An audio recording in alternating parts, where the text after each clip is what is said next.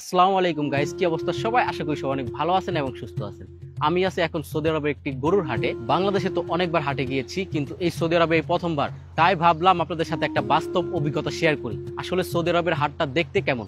তো আমাদের সাথে থাকুন এবং পুরো ভিডিওটা দেখতে থাকুন।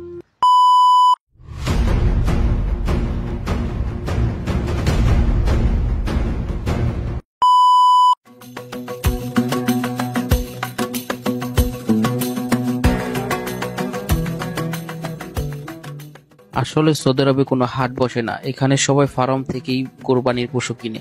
হয়তো হাটের সে চেনা গন্ধ, দামাদামির মজা নেই, তবুও আমরা প্রবাসীরা আমরা ত্যাগের আনন্দটাই বেশি অনুভব করি।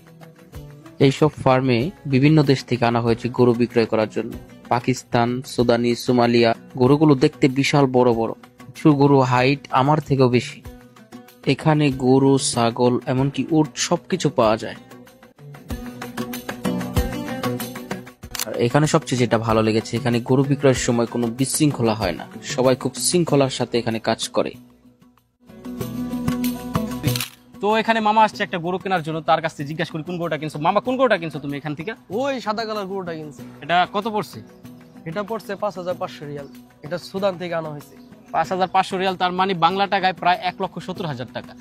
বাংলাদেশে এই দামে আরো ভালো জাতের গরু পাওয়া যায়, কিন্তু এই জায়গায় ওজন হিসাবে গরুর দামটা ঠিকই আছে।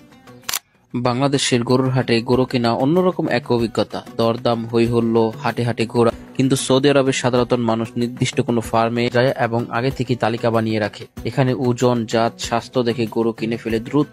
হাটের সময় নষ্ট করা একদম পছন্দ করে না এখানে। কিন্তু আমরা বাঙালিরা সেই জিনিসটা খুব মিস করি। বাংলাদেশের গরু কেনার মধ্যে আনন্দই অন্যরকম পাওয়া যায়, কারণ হাটে দরদাম করে, হাটে ঘুরে গরু পছন্দ করে কেনার মধ্যে আনন্দই অন্যরকম, যেটা এখানে নেই। এই আনন্দটা আমরা খুব মিস করি। এই বিশাল বিশাল গরুর পাশে বসে আমার মনে হচ্ছে আমি কোনো বাসের পাশে বসে আছি।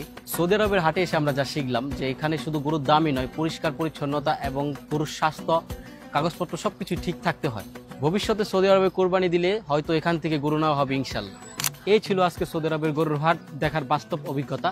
তো ভিডিওটি ভালো লাগলে অবশ্যই লাইক এবং কমেন্ট করতে ভুলবেন না, আর বেশি বেশি করে শেয়ার দিবেন, যাতে আপনার বন্ধুরাও দেখতে পারে সৌদি আরবের হাট কীরকম।